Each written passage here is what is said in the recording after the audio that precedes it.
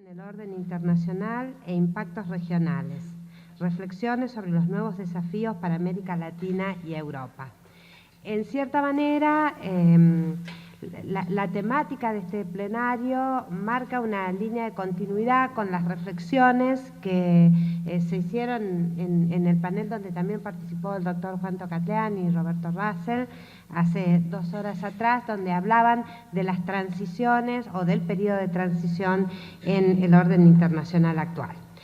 Cuando debatimos en el marco de la comisión de la SAB la selección de esta temática, lo que nos motivó, digamos, a plantear este tema está vinculado al hecho de que desde la finalización de la Guerra Fría y la instauración de lo que dimos en llamar con cierta imprecisión también posguerra fría, orden de posguerra fría, han acontecido muchos escenarios distintos. Se marcaba en el panel anterior que la posguerra fría nació con una etapa de optimismo, digamos, donde distintas lecturas hablaban de un periodo que iba a estar caracterizado por la prevalencia de la democracia, por una situación más pacífica, por un periodo, digamos, donde se recuperaría un funcionamiento importante de los organismos internacionales y sobre todo de Naciones Unidas. Esa etapa colapsó rápidamente, el mundo enfrentó numerosas guerras intraestatales, a diferencia de la Guerra Fría, donde primaba la guerra entre estados. Posteriormente llegamos al siglo XXI y ese siglo XXI se inauguró bajo la lucha contra el terrorismo internacional, y en ese escenario, como bien marcaban Roberto Russell y Juan Tocatleán hace unas horas atrás, vivimos una etapa donde hablamos de la posibilidad de una nueva Pax Americana, digamos, la instalación de un nuevo formato imperial en los Estados Unidos, donde la primacía iba a estar basada en el uso de la fuerza y daba la sensación de que ese escenario era imbatible y que iba a prolongarse en el tiempo. Obviamente ese escenario también mudó, apareció el debate en torno a los poderes emergentes, a la declinación americana, el crecimiento de los otros, en palabras de Facarias. Y por otra parte, a partir del año 2007-2008, el mundo se ha visto fuertemente impactado por una crisis económica nacida en los estados centrales, pero que, bueno, ha perdurado en el tiempo y ha instalado problemáticas que durante años fueron propias de la periferia y de crisis cíclicas en nuestros países, también en los estados centrales. Este escenario de turbulencias, de coyunturas que permanentemente cambian y son turbulentas, ha impactado de distinta manera en los estados centrales, en las diversas periferias, y a nosotros nos interesa particularmente que nuestros invitados reflexionen sobre cuáles son las turbulencias que más le preocupan, y fundamentalmente cuáles son sus consecuencias sobre Europa y América Latina. Para esta tarea, que no es fácil, contamos con 3 especialistas a los que les quiero agradecer muy especialmente su presencia en la SAB, ¿no? El doctor Juan Tocatleán, no solo que nos acompaña históricamente, fue miembro de la comisión, arma actividades, todos los años que hay congreso contamos con su presencia, y quienes vivimos en la Argentina sabemos de sus aportes y de su riqueza analítica sobre los temas internacionales. Y además nos acompañan 2 queridos colegas y amigos de Brasil, la profesora Miriam Gómez Saraiva, de la Universidad del Estado de Río de Janeiro, y el profesor Samuel Alves Suárez, de la Universidad Estatal Paulista, que no solo son especialistas en relaciones internacionales, sino que a lo largo de su carrera han desarrollado una importante producción, en el caso de Miriam, sobre temáticas europeas, sobre política exterior de Brasil, y en el caso de Samuel, uno de los más importantes expertos en temas de defensa no solo de Brasil, sino de esa problemática en América del Sur. Así que yo no quiero robarle más tiempo a los expositores, le doy la palabra a Samuel. Él va a hablar en portugués, pero lo hace con mucha claridad, así que después van a poder hacer muchas preguntas también. Muito obrigado, Miriam. Minha saudação a todas e a todos. Como já anunciado, falarei em português. É o melhor que eu posso fazer. E certamente, se não ficar claro, não se trata de um problema da língua, mas sim da falta de clareza das ideias do expositor. Eu inicialmente gostaria de agradecer o convite da Anabela. Eu tenho participado das atividades de um evento extremamente significativo, muito importante, com discussões muito aprofundadas. E, ao agradecer a Anabela, agradeço a toda a comissão organizadora deste evento e honrado por participar desta mesa, desse debate, com Juan Toclatian e Miriam Gomes Saraiva. A temática proposta, além de instigante, é muito ampla e, portanto, eu fiz uma escolha talvez um pouco restrita, mas para conceder atenção a um aspecto, a uma questão que entendo que seja bastante pertinente. E, embora muito voltado aos estudos de defesa, vou tratar de uma questão que envolve meios de defesa, mas que se insere na temática da segurança internacional. Um primeiro ponto, muito rapidamente, porque não é o foco do que eu gostaria de desenvolver, é entender de que perspectiva que nós estamos adotando para tratarmos da ordem internacional e das turbulências nesta ordem.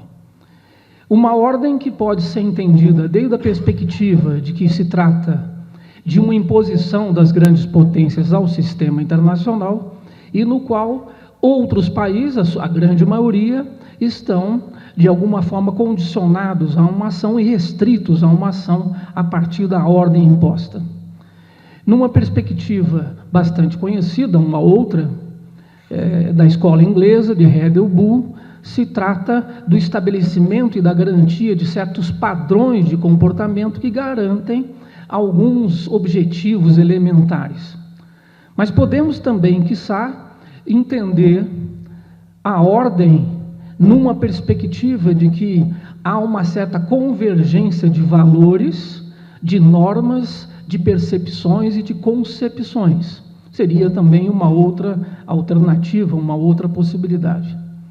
De toda sorte, ao buscarmos entender as turbulências na ordem, me parece uma tendência de enxergarmos que as turbulências que vivemos são as mais graves de todos os tempos, porque nós estamos inseridos e mergulhados nesta situação.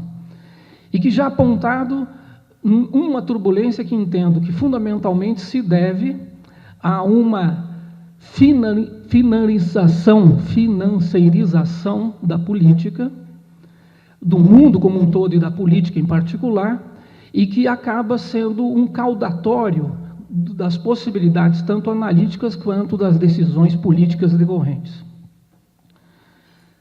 O que eu gostaria de tratar nesse quadro assim um pouco amplo é quais são os impactos desta turbulência no âmbito regional, em particular na América Latina e ainda mais especificamente na América do Sul, como resultado de uma perspectiva que me parece, de maneira muito ampla e bastante geral, é que nós vivemos circunstâncias em que as sociedades acabam por referendar um emprego ampliado e constante da força, da violência estatal, numa perspectiva de que há um risco lá na frente. E esse risco é tão dantesco, ele é tão amplo, ele é tão grave, que exige medidas no presente para evitar aquela situação apontada como um pior ou como uma catástrofe.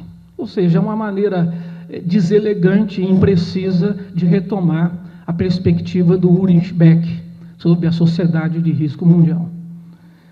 E que, portanto,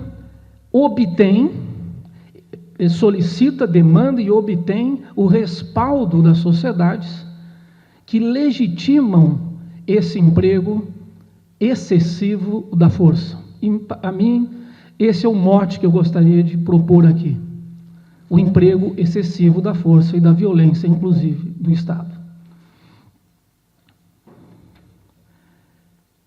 Essa perspectiva, esse agir, portanto, que me parece condicionado por uma agenda, por uma pauta que nos é imposta, mas que é ressignificada nacionalmente e, quem sabe, até regionalmente, e dessa maneira apresentar as alternativas e proposições efetivas do mundo da política. Há, evidentemente, aí várias questões: as novas guerras, novas ameaças, as questões relativas ao meio ambiente, as questões cibernéticas, mas eu vou me dedicar a uma delas, bastante conhecida, bastante debatida, que é a guerra às drogas. Eu não vou tratar das guerras às drogas, vou usá-la como um elemento de reflexão. Porque me parece que é relevante verificar quais são as respostas que estão sendo apresentadas em relação à chamada guerra às drogas. O termo é, hermeneuticamente, inclusive, extremamente impreciso e perigoso, porque se trata de uma batalha que já está perdida, mas de uma agenda que se impõe e que está a exigir e está a conseguir a obtenção desse respaldo social para esse emprego da força. Não é o mesmo, não é equivalente, mas eu estou me referindo a, possivelmente, a maioria dos casos dos países latino-americanos que estão empregando a sua força máxima, que são as Forças Armadas, nas questões internas relativas à segurança pública, num sentido mais geral, mais amplo, mas em específico, quando ela é entendida como conectada às questões do narcotráfico ou diretamente vinculadas a essa questão. Eu prefiro, até por me sentir mais confortável, relatar-lhes de maneira muito sucinta o caso brasileiro. Porque, do ponto de vista espacial, tanto as Forças Armadas se ocupam da segurança pública em áreas internas de grandes cidades, em particular do Rio de Janeiro, quanto espacialmente se mobilizam nas fronteiras, com praticamente todos os países sul-americanos, salvo 2, em grandes e largas operações militares que têm como foco principal exatamente o combate ao narcotráfico. E cria-se um círculo vicioso, no caso brasileiro, que envolve participações em missões de paz como escola de procedimentos e mesmo de doutrina para o emprego naquilo que vem a se chamar no Brasil de forças de pacificação. Esse é um quadro bastante sério, porque a perspectiva militar é de empregar a força cuja finalidade é aniquilar o inimigo. E, portanto, se militarizam questões que são de natureza essencialmente sociais, e que, no limite, são questões jurídicas e policiais, mas, de forma alguma, militares. E o que ainda acrescenta essa situação, em que é essa importação dessa agenda, porque ela realmente vem de fora, ainda que ressignificada internamente, é que o incentivo e a concessão e a autorização para esse emprego da força ocorre principalmente a partir de governos considerados mais progressistas, que poderia talvez não chamar tanto a atenção se governos, por exemplo, mais à direita, empregassem a força dessa forma, e não é o que está ocorrendo. Essa é a situação que ocorre de forma diversa, evidentemente, em outros países sul-americanos, na América Central, e um exemplo que é clássico já de algum tempo, o caso do México. A questão é que as respostas que estão sendo dadas nas regiões não são respostas regionais, são respostas nacionais. A Argentina é uma situação nitidamente de exceção, eu diria hoje, porque distingue muito claramente o que vem a ser a defesa numa ontologia externa e faculta a outras forças do Estado as questões que são de natureza intestina, que tem um outro tipo de conformação. Tanto do ponto de vista constitucional quanto efetivo, isso não ocorre em outros países. Em alguns casos, não muito distante do nosso tempo, o Chile buscou exatamente modificar a Constituição para permitir esse tipo de emprego das Forças Armadas. Que resultados podemos identificar desse emprego massivo e excessivo da força? Um primeiro resultado, me parece, é uma dificuldade que muitos países da América Latina têm em externalizar as ameaças. É como vivêssemos ainda à sombra da Guerra Fria, onde vigorava uma internalização do conflito e do inimigo. Esse é uma primeira demarcação. A segunda, que me parece uma afronta seríssima à democracia e aos direitos humanos, é a ausência de barreiras que impeçam exatamente esse uso crescente e abusivo da força frente à cidadania. Um terceiro aspecto, um terceiro resultado, é que, por essas razões, e não evidentemente apenas por essas razões, há uma dificuldade gigantesca de efetivamente criar-se uma identidade regional neste campo, porque as perspectivas são, muitas vezes, bastante divergentes. E os meios empregados atestam essa dificuldade. Porque se nós concebermos identidades como disposições que são geradas, tanto comportamentais quanto ideacionais, que certamente têm uma influência significativa do ponto de vista das concepções e das decisões políticas. Um quarto aspecto, que evidentemente não está inserido exclusivamente nesse debate, mas aqui ele se traduz de uma forma muito substantiva, é ainda uma visível e acentuada carência teórico-epistemológica que temos a partir de um eixo predominantemente nas relações internacionais anglo-saxão, e que nos leva a olhar as questões de segurança e defesa a partir de prismas, a partir de lentes que são definidas a lures e a partir de outros interesses, que não são os interesses regionais e mesmo nacionais. E que, portanto, produzem, a partir daí, análise e mesmo decisões políticas, muitas vezes nitidamente equivocadas. Dou-lhes apenas um único exemplo. Se olharmos os manuais, o conceito mais conhecido de segurança é a ausência de ameaças. A ausência de ameaças é a posição de quem pode se impor pela força o tempo todo. E é uma ambição que me parece inatingível mesmo para as potências. E nos leva a conceber, basta verificarmos os nossos documentos normativos, de maneira geral na América do Sul, que acabam por incorporar exatamente esse conceito. O resultado, entre outros, é o que vemos.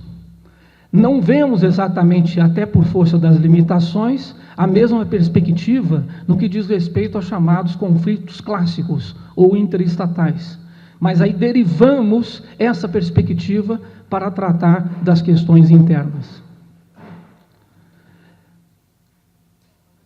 Me parece que ainda um resultado quase que final de tudo isso é que nós estamos formando cidadelas, países cidadelas, que estão impedidos de exportar ameaças, ou seja, o esforço todo é orientado para que haja uma contenção das ameaças nos territórios nacionais ou no limite, quem sabe, regionais. É um novo tipo, me parece, de estratégia de contenção que estamos vivendo no início do século XXI. Quais são possibilidades num quadro que parece assim tão sério, tão grave? Ainda entendo que as alternativas passam pelo fortalecimento de mecanismos regionais, por arranjos regionais que consigam produzir governanças regionais, com um esforço de relativização do Estatuto das Soberanias Estatais, que, por exemplo, em outros campos, ambiental ou cibernético, não é possível debelar ameaças do ponto de vista nacional, porque envolve, efetivamente, no mínimo, as regiões.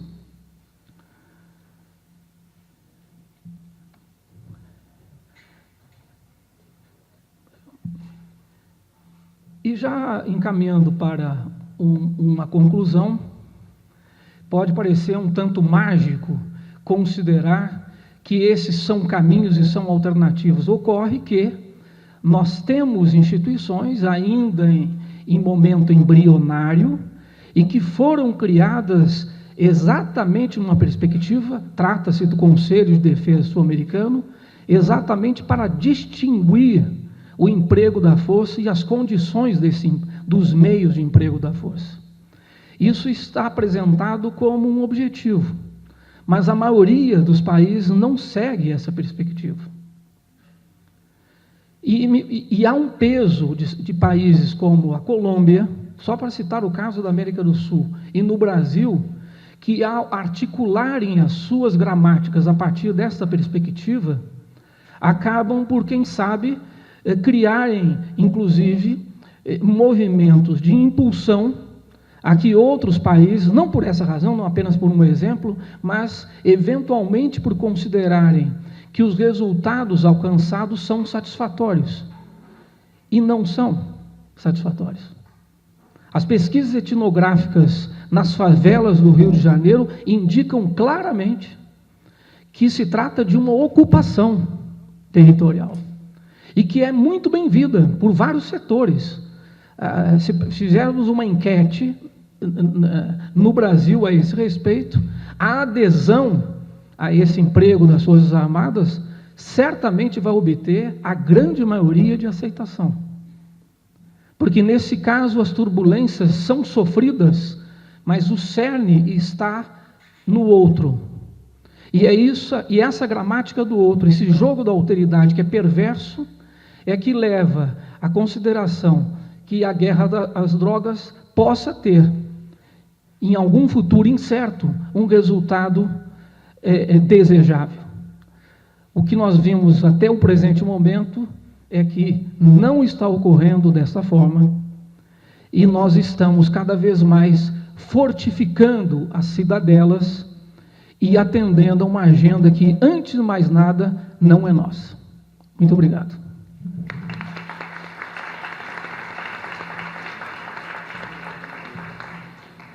Muchas gracias, Samuel, por tu exposición, por la precisión en el uso del tiempo. Le voy a dar la palabra a Miriam Gómez Araiva.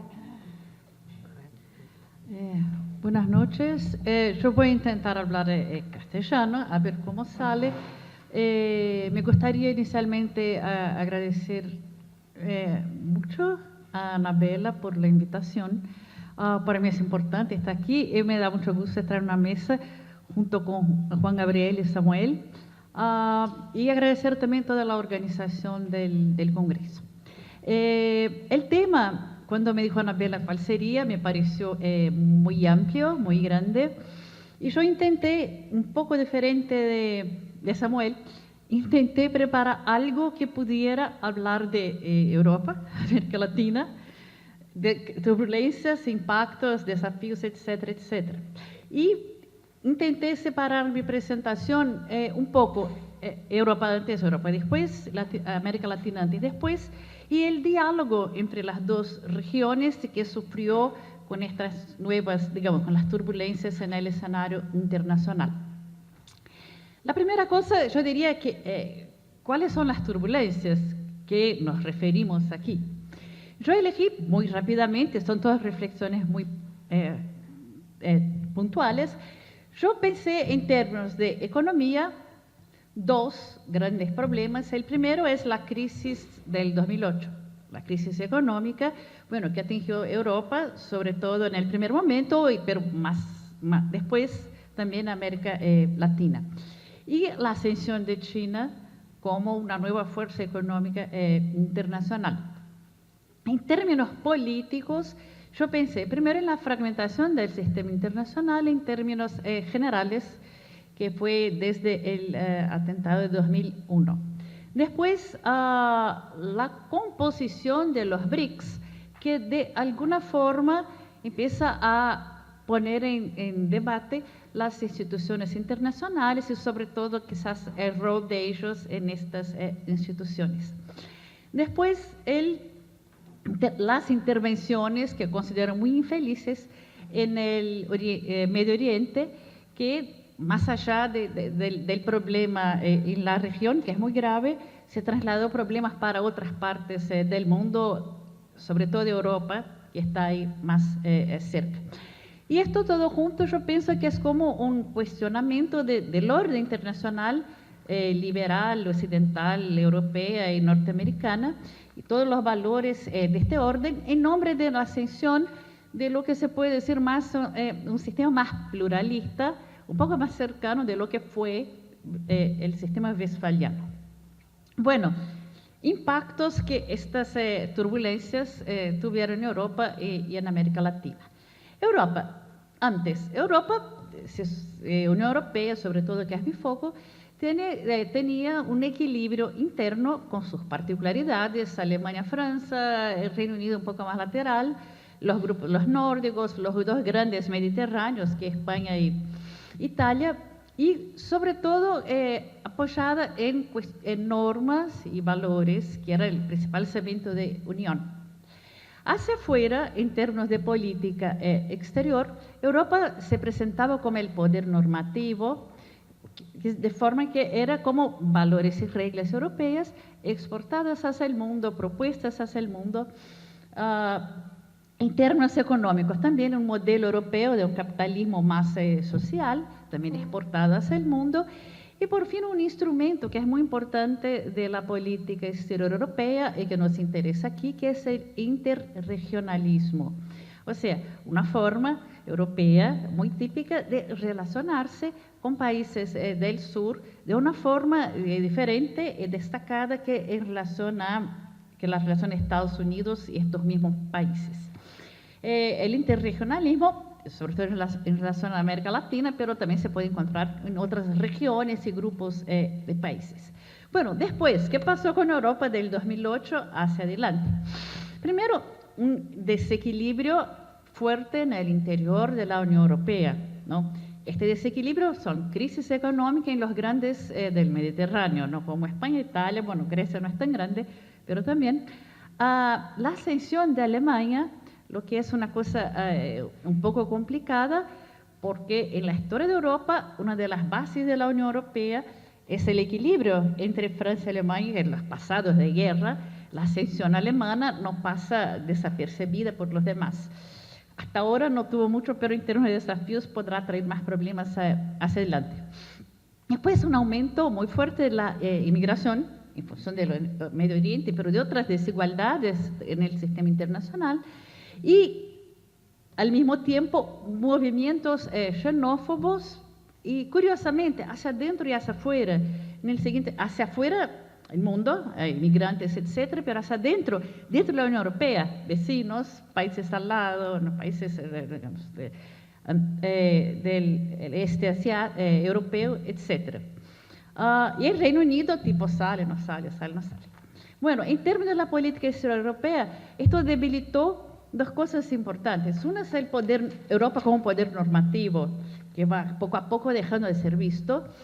Y desde adentro lo que empieza a pasar es se vuelve a la idea de intereses no nacionales apenas, pero intereses comunitarios en el sentido más, digamos, realista de interés.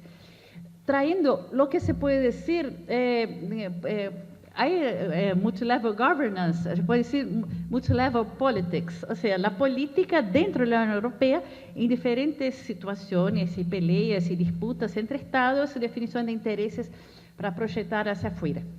Bueno, el cuestionamiento también externo, sobre todo el del rol de Europa como éxito del modelo económico, lo que a partir de 2008 no hay más.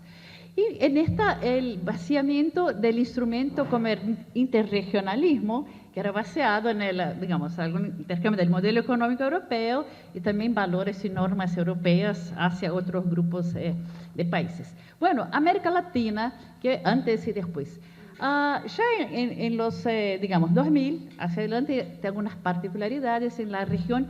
Una es el fortalecimiento, no sé cómo decir, aumento de las asimetrías regionales. Esto con la ascensión de Brasil, que al principio, aunque todos sus problemas, al principio de la década, todo el periodo de crisis, Brasil sufrió menos las crisis del 2000, 2001, 2002 que algunos países vecinos. Después, la organización de diferentes instituciones subregionales, yo pongo aquí UNASUR y CELAC, aunque haya venido después, pero que son instituciones que son alternativas a la OEA, a la Organización de los Estados Americanos con Estados Unidos. También el fortalecimiento de gobiernos progresistas, que de cierta forma algunos mantienen su propia constitución, otros las cambian para adaptar a una nueva organización social. Y un crecimiento económico grande de la región, esto ya en 2012 hacia adelante, pero sin una base para tal, ¿no? Se verá eso después, en la crisis que viene después del 2010, y a través sobre todo de commodities, exportación de este bienes. Bien, después del 2008, aunque inicialmente el 2008 no fue muy sentido, con el tiempo se sintió mucho y hubo una reducción, en algunos casos incluso interrupción, como el caso brasileño, del crecimiento económico y se hizo más claro la falta de base que tenía este crecimiento. Estaba puesto en exportación de un producto que estaba en alta, pero podía perder valor. Después, una mayor fragmentación de ideas dentro de la región con las situaciones de crisis que son en el campo político, ideas, digamos, comprensión de lo que es democracia y cuáles son sus prácticas diferentes, en el campo económico y sobre todo en términos de visión sobre la inserción internacional de la región. Lo que ayer en la apertura Russell habló acerca de autonomía, que se puso más fuerte las puntas en este momento. La contracción de la presencia brasileña, que era un motor de la integración, o por lo menos de la cooperación regional, nuevas formas de organización alternativas como Alianza del Pacífico, que se forma después, la llegada de China como un nuevo actor externo que no es recibida en términos regionales, pero sí individuales por cada estado, bilaterales, y un comportamiento claramente no regional de los Estados Unidos, no regional en el sentido, la idea de buscar siempre bilateralizar sus relaciones con la región y no pensar en bloque. Y una cosa que creo que la CELAC me parece que se quedó un poco secundada en América del Sur, por lo menos con la UNASUR más como, digamos, actor diplomático, y Restablecimiento, yo sé, es todavía muy temprano para hablar, pero creo que es un desafío, el restablecimiento de las relaciones de Cuba con Estados Unidos y por lo tanto la vuelta de Cuba a la OEA. ¿Cuál es? Que es el final de un elemento muy fuerte de cohesión de la región que actuó por muchos y muchos años. Entonces, sin este elemento que es anterior al LAC, ¿qué le va a pasar con esta cohesión regional? Entonces, así, en términos generales, América Latina o América del Sur no se puede pensar como un actor internacional, está completamente fragmentado y dividido. Bueno, relaciones interregionales, que se llama Asociación Estratégica Unión Europea, América Latina, Caribe, no, pero ahora CELAC, bueno, es el nombre que le dan. Digo, es un instrumento de la Unión Europea con otros grupos también, y que era basado en valores, normas, y por el lado europeo, y solicitaciones económicas por el lado de América Latina. O sea, ya históricamente era un diálogo complicado, porque los temas más prementes de América Latina, que era la desigualdad entre unos y otros, no era un tema tratado. Había sí diálogo político, cooperación, pero siempre así muy, digamos, como un poco diálogo de sordos. Después, ya con el 2005-2006 andando, ya la Unión Europea se va sacando su foco de interregionalismo, ya en una situación de turbulencia, y empezando a poner su foco en relaciones bilaterales con algunos países más grandes de la región, que son México y Brasil.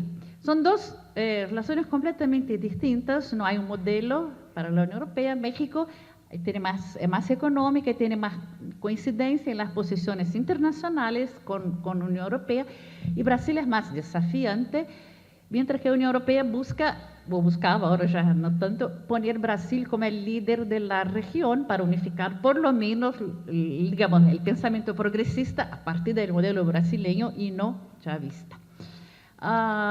Dentro de la Unión Europea hubo también un debate sobre lo que si valdría o no la pena adoptar una asociación estratégica con UNASUR, no apenas con CELAC, pero al final no fue posible, porque sería para América Central y Caribe una traición muy fuerte por parte de la Unión Europea y eso traería problemas. Entonces fue la opción por convivir con un conjunto de diferentes dentro de este. Entonces, ¿qué ten? Por un lado, europeo, fragmentación, menos recursos, cuestionamiento del modelo económico europeo y la falencia, o por lo menos debate sobre el poder normativo de la Unión Europea. La propia también desconexión entre la Unión Europea y el regionalismo postliberal o multifacetado, depende cuando nos llama, la UNASUR era fuerte, una vez que la concepción europea de integración era diferente. Así, el diálogo interregional se hizo desinteresante para las dos partes, Unión Europea y América Latina. Y hubo un esfuerzo grande de las partes de no dejar terminar este diálogo. La cooperación objetiva se redujo. Ahora, América Latina, gran parte de los países pasaron a renta media y ya no reciben recursos de cooperación. Entonces se empieza ya, para la reunión de Bruselas, un esfuerzo para encontrar temas, encontrar lo que se justifica en tanta fragmentación, este tipo de diálogo, para atraer y no perder un instrumento que funcionó de 99 hasta ahora, que para la Unión Europea no sería interesante. Desde América Latina tiene solicitaciones diferentes. De entre los países latinoamericanos esperan de Europa cosas diferentes, relevancias diferentes que dan al diálogo. Los de América Central le dan más relevancia, a veces Brasil un poco menos, Argentina también un poco menos, pero de común tiene que la Unión Europea no es más un modelo y que se busca un diálogo más horizontal, sea lo que sea, pero no un diálogo diagonal como era. Y Bruselas, pocos temas, algo de área académica, tecnología y cuestiones ambientales. Desafíos, só para terminar, falta eso. Para el diálogo, yo creo que quizás un desafío es no terminar, o asumir que no tiene más ninguna utilidad y sí, terminar definitivamente.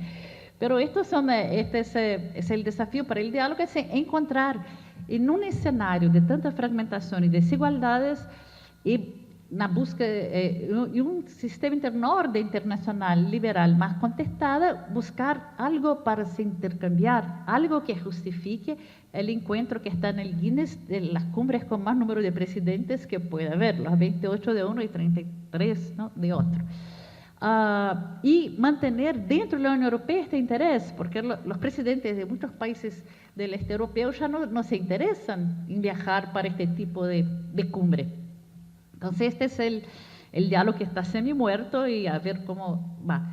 Y los desafíos internos de las dos regiones, bueno, son millones para uno, para otro, no voy a hablar de todos ellos, lo único que puede llamar la atención es salvar la lógica regional de uno y de otro que justifique ser comprendido como región, o sea, salvar los diálogos intrarregionales de uno y de otro, y mantener la paz entre los estados. Gracias.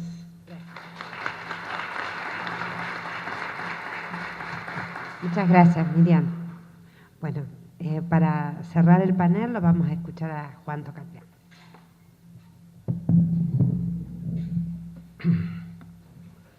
Bueno, gracias. Muy buenas tardes. Agradezco mucho en particular a Anabela de la Universidad Nacional de Rosario, que siempre ha sabido liderar en diferentes congresos, debates y mesas, y una vez más ella tuvo la capacidad de convocarnos aquí a dos colegas de Brasil, dos amigos de Brasil, y a mi persona, así que muchas gracias.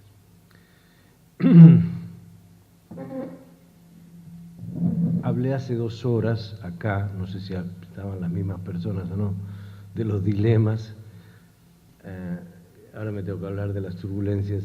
Si hay una turbulencia en la presentación que remita a lo que hablé hace 2 horas, pido excusas, intentaré sí demarcar claramente los 2 argumentos que hice antes y que haré ahora. Inicio con una aclaración. Uno de los más grandes internacionalistas, el canadiense Robert Cox, siempre nos decía en sus trabajos, la perspectiva cuenta. ¿Desde dónde estamos hablando? Cuenta. ¿Sí? ¿Desde qué lugar del mundo? ¿Desde qué posición intelectual? ¿Desde qué disciplina hablamos de las cuestiones? Y aún de qué rasgos personales nos identifican al hacer una presentación.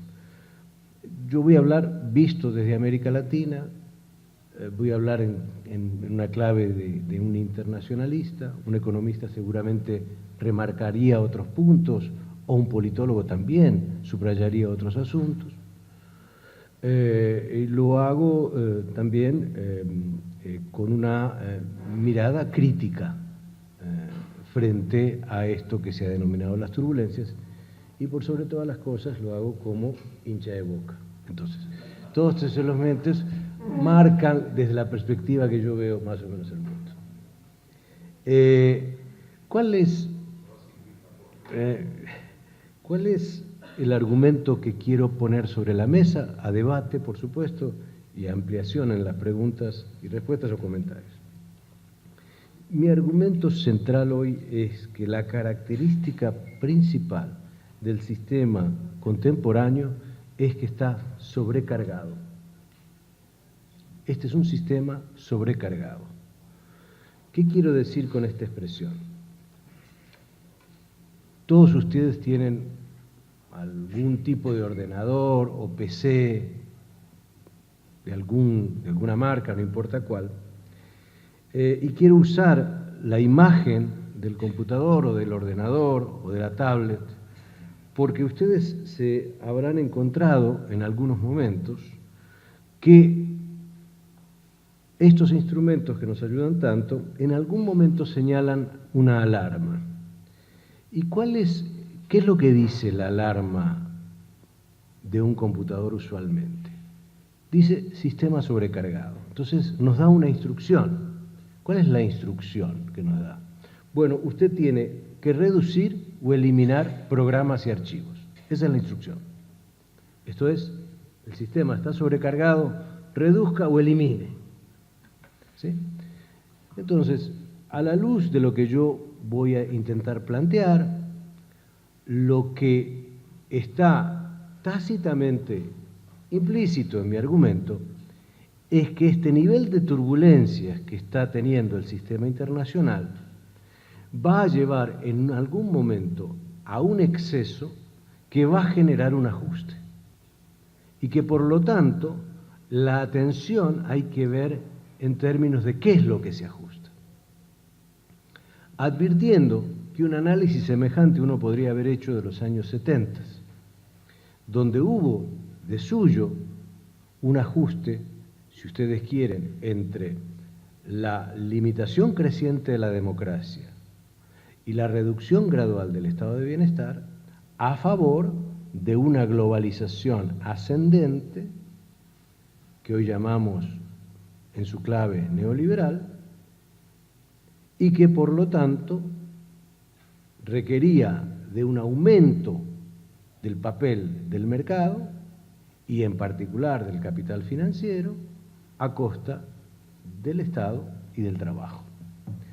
En los 70, si uno mira los 70 así, globalmente hablando, uno puede encontrar que había una sobrecarga en aquel momento. La Comisión Trilateral hablaba del exceso de democracia, del exceso de demandas de participación, del exceso de sectores movilizados que estaban generando nuevas exigencias sobre los sistemas políticos y que en consecuencia esta tensión no se podía mantener.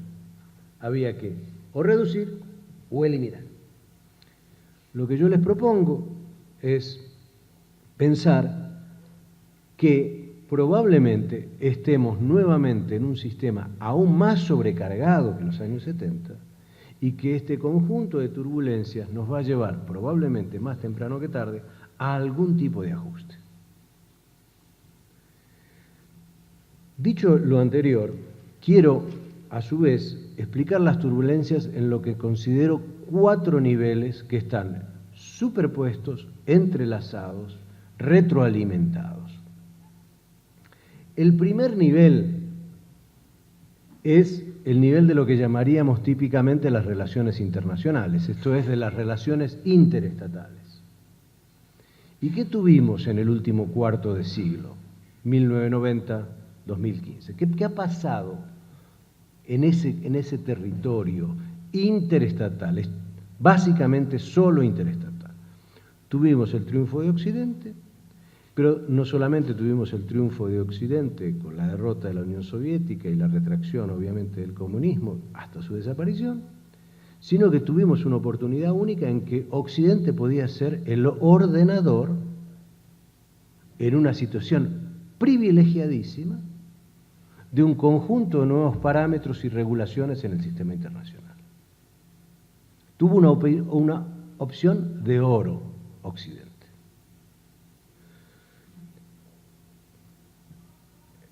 Y surgió todo ese debate sobre la unipolaridad y todas esas cosas que son tan regularmente referidas, pero no me interesa eso, sino señalar que hubo una oportunidad de Occidente que tuvo todas las cartas a su disposición y que hoy difícilmente alguien crea que Occidente tiene todas esas cartas a su disposición.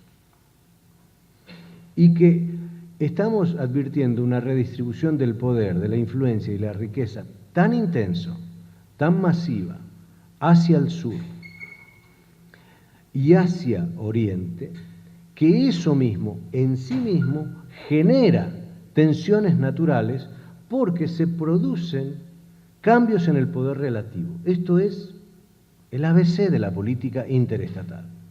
Y como señalaba como ejemplo, aquí me repito con la presentación anterior, hay un trabajo fascinante de Graham Allison que muestra que durante los últimos 500 años ha habido al menos 16 transiciones de poder, es decir, un poder ascendente y un poder hegemónico, y el ascendente desafiando al establecido, y de esas 16 transiciones de poder, solo 4 fueron pacíficas, 12 fueron con guerras.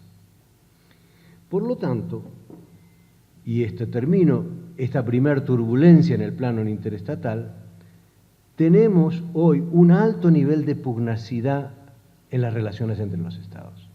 Es el dato elocuente, es abierto o implícito, es abierto en algunos espacios, es implícito y a largo plazo en otros. ¿Qué pasará con el desafío China? ¿Hay que contener a China? ¿No hay que contener a China? Todo este debate que se da en el plano propio de las relaciones interestatales. Pero lo que remarco acá es alto nivel de pugnacidad. El segundo nivel en el que quiero referirme es el de lo que podríamos llamar la política mundial. Y cuando ya hablamos de política mundial, incorporamos fuerzas y fenómenos distintos, ya no solamente a los estados. Y aquí el fenómeno más dinámico que teníamos ha sido, viene esto desde los 70, en esta nueva ola de la globalización, pero cobró y tomó a su vez más fuerza en los 90, y uno podría decir que en los 90, genéricamente, globalización era sinónimo de potencial bienestar, ¿no? Había que abrirse, había que desregular, había que incorporarse, había que reinsertarse en el mundo, había que hacer todo un conjunto de reformas significativas, y los dividendos futuros iban a ser lo suficientemente atractivos como para brindar posibilidades colectivas, expandidas de bienestar. Difícilmente hoy alguien piense que la globalización es sinónimo de bienestar. Digo, alguien colectivamente. Hoy es sinónimo de inseguridad, de pérdida de trabajo, de pérdida de industrias, hay una serie de elementos que son percibidos en el lado del costo de la globalización, no tanto de los beneficios. Y todos los movimientos de impugnación y todas las cumbres contra la globalización hoy existentes son una demostración efectiva de que aquella globalización que se suponía iba a ser promisoria, se ha tornado un verdadero problema para grandes grupos humanos. Y aquí lo que me interesa remarcar es que el problema medular de la globalización que, reitero, remarco y subrayo, tomó aliento y despliegue en los 70 en su manifestación actual, y que tomó aún más intensidad en los 90, se ha sustentado en una profunda desigualdad. Y que esta desigualdad es cada vez más intolerante. Los datos son abrumadores. En Estados Unidos, la brecha de desigualdad actual es la misma que los años 1910-1920 del siglo pasado. El desmantelamiento de los estados de bienestar en Europa es un hecho elocuente en los últimos 25 años. Nosotros tenemos el privilegio de no ser la región más pobre del mundo, pero sí ser la más desigual. Los niveles de desigualdad en China e India, que crecen a tasas gigantescas, son pavorosos, son pavorosos. El informe del UBS, la Unión de Bancos Suizos, el Ultra Wealth Report, los super ricos del mundo, 2.170 multibillonarios, nada ya millonarios, multibillonarios, tienen un total de 6.5 billones de dólares. Esto es, tienen la suma del Producto Bruto de Francia y de Alemania. Según el Global Wealth Report del Credit Suisse, el 1% del mundo tiene el 46% de los activos globales. Y el 10% más alto en el mundo tiene el 86% de la riqueza. Estos niveles de desigualdad, cuando se habla del problema de la polarización, hay que ponerlo no la polarización como un problema subjetivo. Hay razones objetivas para la polarización. Son brechas económicas, sociales, de oportunidad enormes en los países. Y por lo tanto, ver mayores manifestaciones contrarias, mayor activismo, mayor impugnación, pues es una cuestión obvia de este esquema de globalización. El tercer nivel que quiero introducir son el de las instituciones internacionales. Y aquí también, en los 90, parecía que entrábamos en una edad de gloria, no solamente por los dividendos de la paz, se iba a reforzar Naciones Unidas, la Unión Europea era el modelo a seguir, la integración había que emularla, el G7 era el gran organismo del mundo que iba a rearticular los intereses generales en materia económica y comercial, la OMC tenía en su seno la posibilidad, otra vez, de coordinar en el campo comercial una serie de cuestiones fundamentales. Bueno, ¿qué es lo que tenemos hoy? La ONU con un déficit de legitimidad abrumador. El G7 reemplazado por el G20, que tiene los mismos problemas del G7, pero aumentados, porque son 20 ahora. La Unión Europea ya dejó de ser un modelo tan emulable. Hay problemas no de mayor integración en Europa, sino de desintegración. ¿Sí? La nueva ronda de OMC, la ronda Doha, está totalmente paralizada, no va para ningún lado. Entonces, con esto lo que quiero decir es que todas estas instituciones, las instituciones son muy importantes en la política internacional, porque moderan los objetivos, porque restringen la arbitrariedad del poderoso y porque contribuyen a generar compromisos. Y por lo tanto, cuando hay déficit institucional internacional, eso genera mucha tensión en el sistema y genera, entre otras, la dificultad de coordinación, entre otras razones, porque el número de ganadores y perdedores va a ser muy grande, los perdedores, muy chiquititos los ganadores. Entonces, en el plano de las instituciones internacionales también tenemos esta turbulencia. Finalmente, en lo que llamaría el frente interno, también aquí tenemos cambios considerables. Los 90 empezó con la etapa más promisoria, allá estaba el famoso, el buen texto, no el mal texto, el buen texto de Huntington de la tercera ola de la democratización, donde veíamos que si tomábamos históricamente había habido grandes oleajes a favor de la democratización y ahora en los 90 era promisorio el colapso de la Unión Soviética, la apertura de los países, etcétera, la llegada de la democracia a regiones como Asia y África, etcétera. Difícilmente hoy creamos que la democracia liberal está en pie, vivita y firme. La democracia liberal está en jaque por otros modelos democráticos que se ensayan, de modelos mayoritarios, muchas veces que no dan resultados tampoco participativos, pero la democracia liberal está en jaque, la democracia liberal está en cuestionamiento en los propios países de democracia liberal, por el desmantelamiento en buena medida del estado de bienestar, el auge de plutocracias, el auge de autocracias, el auge nuevamente de regímenes autoritarios. En fin, todo esto está generando un conjunto de fricciones domésticas muy importantes y que por lo tanto, otra vez, repito, remarco, generan también nuevos niveles de tensión en el campo global.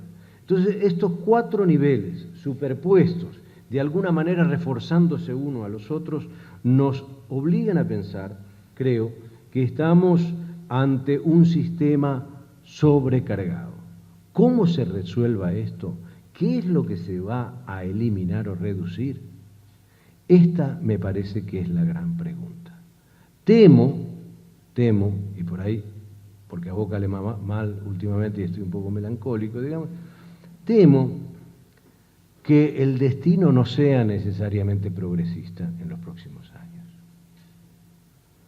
Creo que hay fuerzas que van en direcciones muy contrarias a esto y que por lo tanto lo que los sectores más democráticos y más plurales y más convencidos de un cambio van a tener que buscar amalgamar políticas de reducción de daño, nuevas asociaciones que corten y atraviesen sociedades, etc. Porque estas nuevas turbulencias van a requerir buenos instrumentos, buenos pilotos y ojalá buen azar para salir de ellas. ¿Cómo estamos? Son unas turbulencias inmanejables. Última reflexión sobre América Latina. ¿Y qué tiene que ver todo esto con América Latina? Creo que nos encuentra en una América Latina que tiene, yo voy a mencionar, 3 desafíos o 3 retos que me parece que están llegando al límite. Esto es, así no podemos seguir. Por eso digo, estamos llegando al límite con estos retos. El primer reto es, ¿cuál es el modelo de desarrollo de América Latina?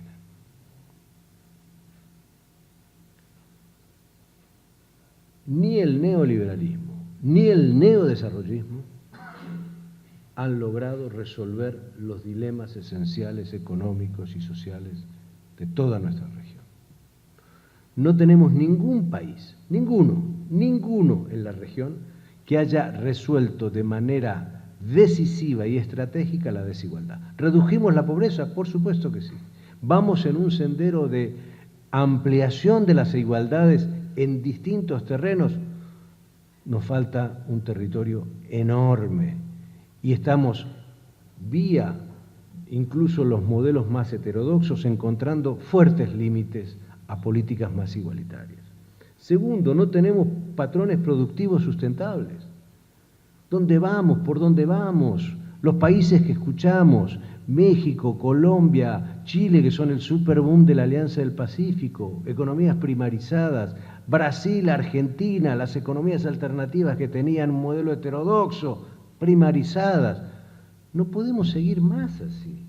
No podemos seguir con modelos que no sean productivamente sustentables.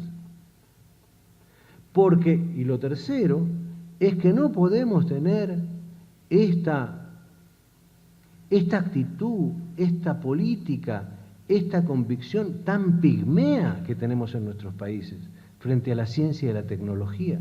Si no entendemos que tendremos que hacer unos esfuerzos monumentales en los próximos años en ciencia y tecnología aplicada, seguiremos siendo presos de dinámicas y ciclos altos y bajos, pero marcados siempre por la desigualdad, la disparidad, la asimetría y una mala inserción internacional. Lo otro que me parece que está llegando a su límite es esta separación entre la política de la integración y la economía de la integración. ¿Qué quiero decir con esto? La política de la integración es un eje de todos los países.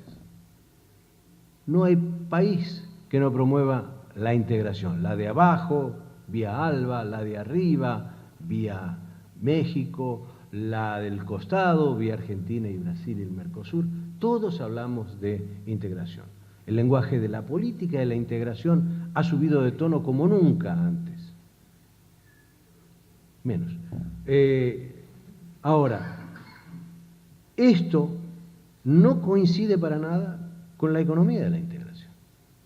Es decir, tenemos una lógica pro-asociativa en el campo político y tenemos una lógica pro-unilateralismo en el campo económico.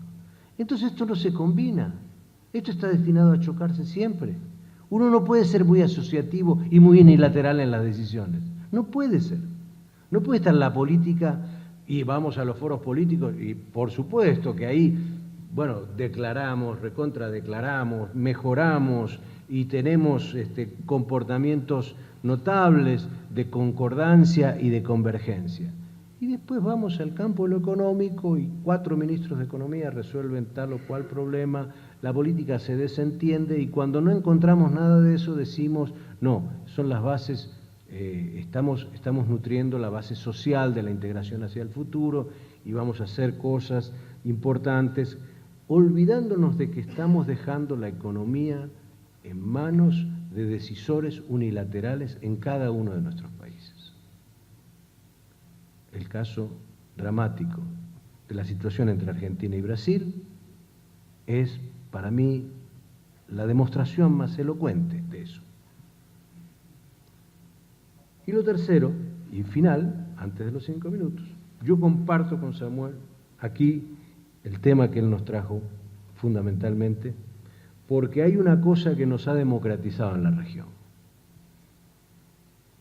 Todos estamos en la misma en la región. Nos democratizó el crimen organizado. Ya no podemos decir más que es un problema de Colombia, o de México, o del mundo andino. Es un problema de la región. Que es una guerra impuesta, por supuesto. Que los norteamericanos son unos tal por cual, también, si quieren lo digo en voz alta. Pero de eso no se trata, más al menos. Porque esta guerra empezó, su declaración formal fue en mayo de 1971. Lo que falta es tener una política antidrogas alternativa.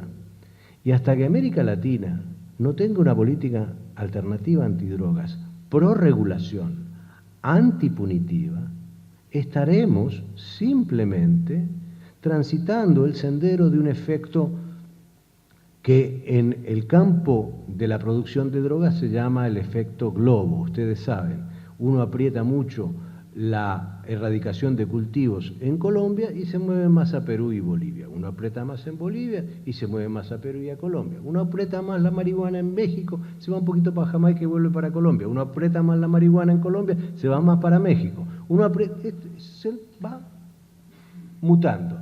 Lo que estamos viendo en la región es un efecto no globo, un efecto cepelín del crimen organizado. Es decir, está nutriendo lo que uno podría llamar una nueva clase criminal, con un poder y una capacidad, digo, más allá de la violencia, también usa la cooptación, más allá de lo terrible de muchos de los actos, hay muchos sectores de la sociedad que se ven beneficiados con estos negocios. Y por lo tanto, hasta que no cambiemos de este paradigma prohibicionista a un paradigma más regulatorio, simplemente estaremos dando la vuelta de la calecita para ver a quién le toca ahora encabezar la guerra contra las drogas. De eso se trata, si es que no queremos cambiar, repito, de paradigma. Borges decía, y termino en su famoso cuento sobre los senderos que se bifurcan, y quiero usar esta como imagen, que estamos ante senderos que se bifurcan. O tenemos una alternativa gradual, activa, progresista, democrática, latinoamericana, novedosa, inteligente, esforzada, paciente, o la otra alternativa será reaccionaria, autoritaria, desmembradora, mucho más temprano de lo que nos gustaría. Gracias.